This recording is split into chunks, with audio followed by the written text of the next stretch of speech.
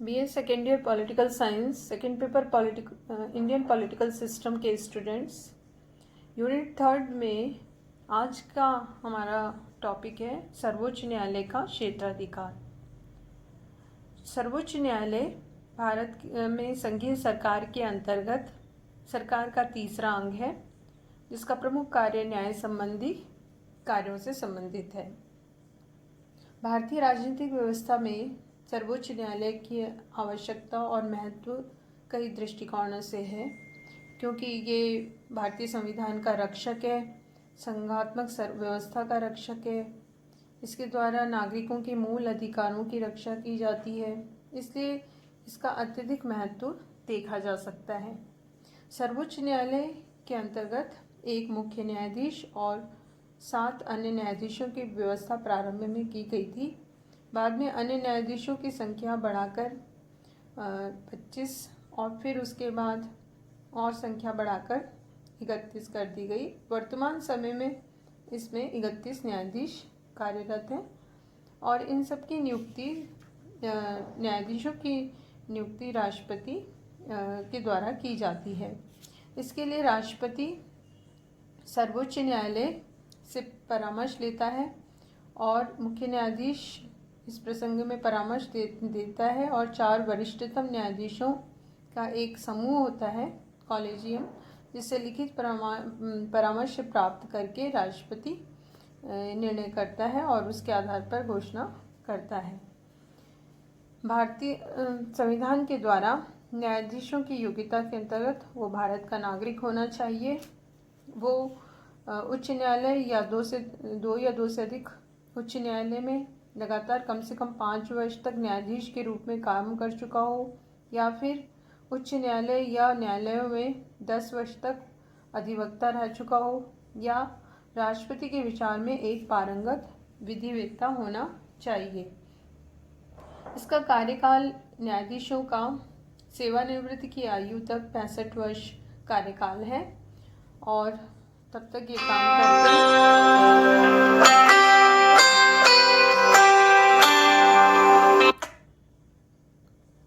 इसके साथ ही इनको अनुच्छेद 125 के अनुसार न्यायाधीशों के वेतन और भत्ते तय किए जाते हैं। न्यायाधीशों को कुछ उन्मुक्तियां प्राप्त हैं कि इनके सभी कार्यों और निर्णयों में इनकी आलोचना नहीं की जाती। सर्वोच्च न्यायालय के क्षेत्राधिकार को 3 तरह से बांटा जा सकता है। एक तो प्रारंभिक क्षेत्राधिकार, दूसरा अपीलीय क्षेत्राधिकार और तीसरा परामर्शदात्री क्षेत्राधिकार। प्रारंभिक क्षेत्राधिकार को भी हम 2 तरह से देख सकते हैं, प्रारंभिक एवमेव क्षेत्राधिकार और दूसरा समवर्ती प्रारंभिक क्षेत्राधिकार।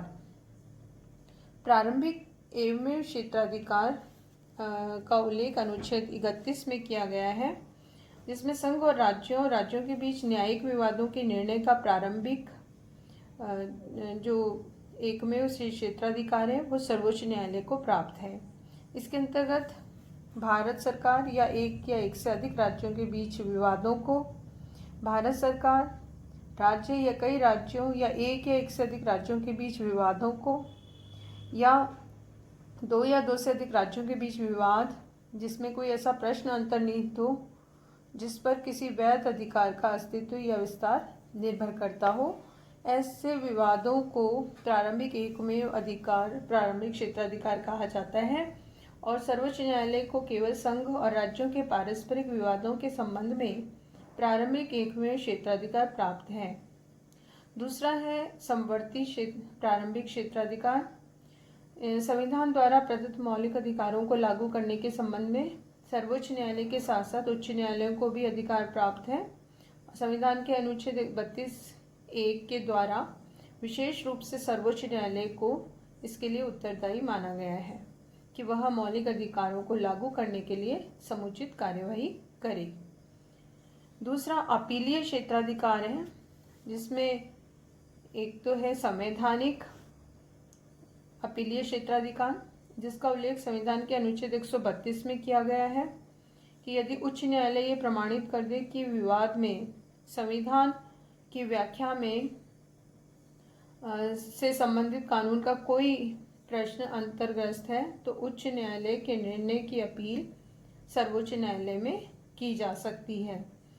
और राज्य के उच्च न्यायालय ने ऐसा प्रमाण पत्र देना अस्वीकार कर दिया है तो सर्वोच्च न्यायालय को ये अधिकार है कि वो ऐसी अपील की अनुमति प्रदान कर सकता है। इसी तरह से अनुच्छेद 132 के अधीन किसी अकेले न्यायाधीश के निर्णय की अपील भी सर्वोच्च न्यायालय में की जा सकती है, अतः नहीं। उच्च न्यायालय ने इस संदर्भ में ये माना है कि इसमें की जा सकती है और इसके कारण न्यायालय संविधान का अंतिम संरक्षक और व्याख्याकर्ता बन जाता है। दूसरे प्रकार के हैं दीवानी। इस संबंध में मूल संविधान के अंतर्गत जो व्यवस्था की गई है उसमें 1972 में एक संशोधन हुआ 30वां।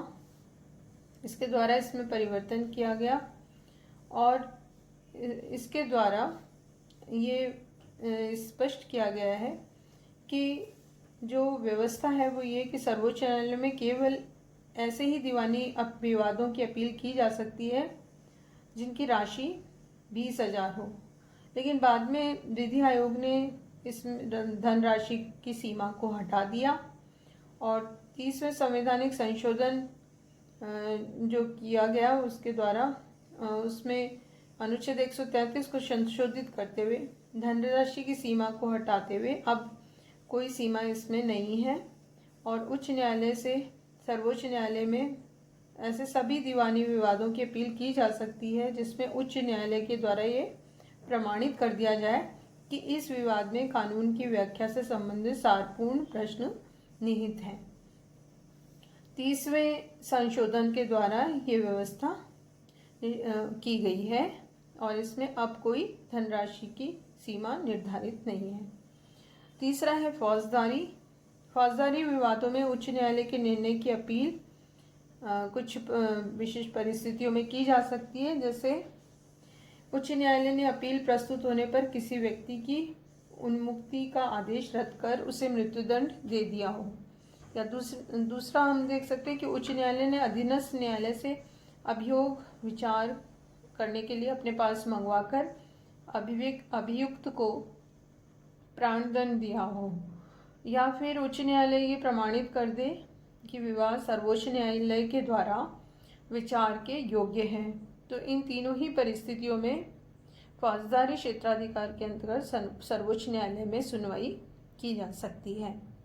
चौथा अपील ये में है विशिष्ट प्रकार के अपील। इसका उल्लेख संविधान के 132, 134 में किया गया है। उच्च न्यायालय के निर्णय के विरुद्ध सर्वोच्च न्यायालय में अपील की व्यवस्था है और इसके अंतर्गत कुछ श्रेणी के मामले नहीं आते, लेकिन जिसमें सर्वोच्च न्यायालय का हस्तक्षेप आवश्यक हो तो किया जा सकता है। अनुच्छेद 136 के द्वारा साधारण कानून से भिन्न अपील संबंधी विशिष्ट अधिकार सर्वोच्च न्यायालय को सौंपा जा सकता है। इस अनुच्छेद के अनुसार इस अध्याय के किसी भी उपबंध के होते हुए सर्वोच्च न्यायालय भारत राज्य क्षेत्र के अंतर्गत किसी भी न्यायालय या न्यायाधिकरण के द्वारा दिए गए किसी भी निर्णय के आदेश संबंधी अनुमति को प्रदान कर सकता है। सर्वोच्च न्यायालय राष्ट्रपति, उपराष्ट्रपति, लोकसभा अध्यक्ष, प्रधानमंत्री सहित भारतीय संघ के सभी पदाधिकारियों के चुनाव संबंधी विवादों पर निर्णय देने का अधिकार रखता है। कुछ विशेष अदालतों की व्यवस्था भी की गई है। ये की गई 1984 में, जैसे आतंकवादी क्षेत्र अध्यादेश जारी करके केंद्र सरकार को अधिकार दिया गया कि वह जम्मू कश्मीर के अतिरिक्त भारतीय संघ के जो भी अन्य राज्य हैं वहाँ किसी भी भाग में यदि आतंकवादी प्रभावित क्षेत्र है तो उन आतंकवादियों पर मुकदमा चलाने के लिए विशेष अदालतें भी स्थापित कर सकता है और इस तरह की विशेष अदालतों से सर्वोच्च न्यायालय में सीधे अपील की जा सकती है।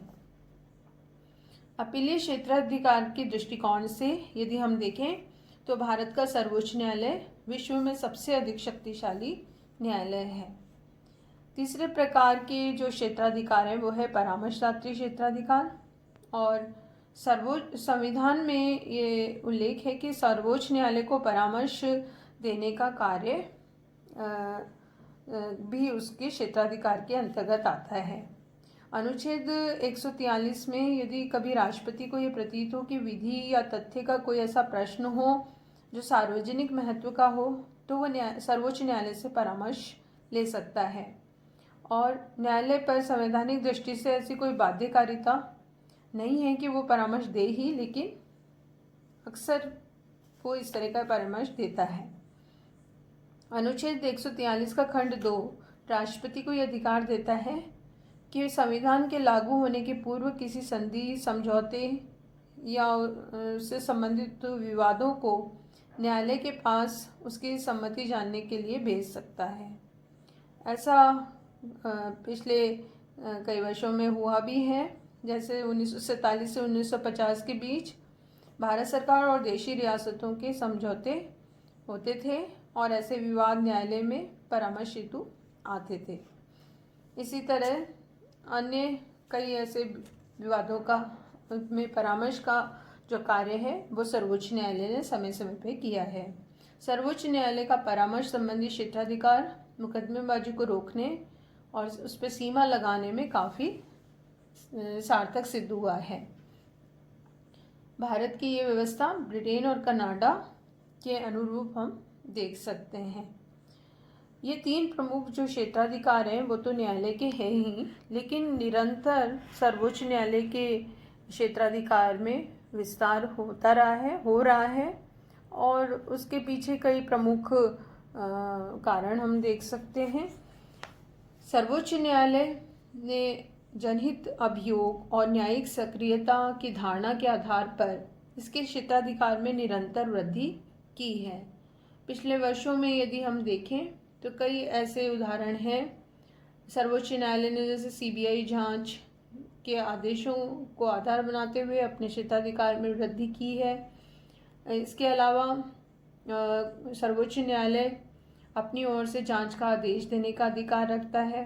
अंतर्निहित और असाधारण क्षेत्राधिकार उसके अंतर्गत हैं और ये सब उसके क्षेत्राधिकार को निरंतर बढ़ा रहे हैं। सर्वोच्च न्यायालय एक अभिलेख न्यायालय है और अनुच्छेद 129 में इसका उल्लेख है। इससे मतलब ये है कि न्यायालय के अभिलेख सब जगह साक्षी के रूप में स्वीकार किए जाएंगे और जो भी न्यायालय में प्रस्तुत किए जाने पर जो उसकी प्रामाणिकता है उसके प्रति कोई भी संदेह नहीं हो सकता। इसके साथ ही इस न्यायालय के द्वारा न्यायालय अवमान के लिए दंड दिया जा सकता है और ये जो अभिलेख न्यायालय के रूप में जो दो व्यवस्था है वो इसको और अधिक शक्तिशाली बनाती है। मौलिक अधिकारों का ये अभिरक्षक है और मौलिक अधिकारों की रक्षा करने वाला प्रमुख सरकार का अंग होने के कारण इसके क्षेत्राधिकार में और अधिक वृद्धि हुई है।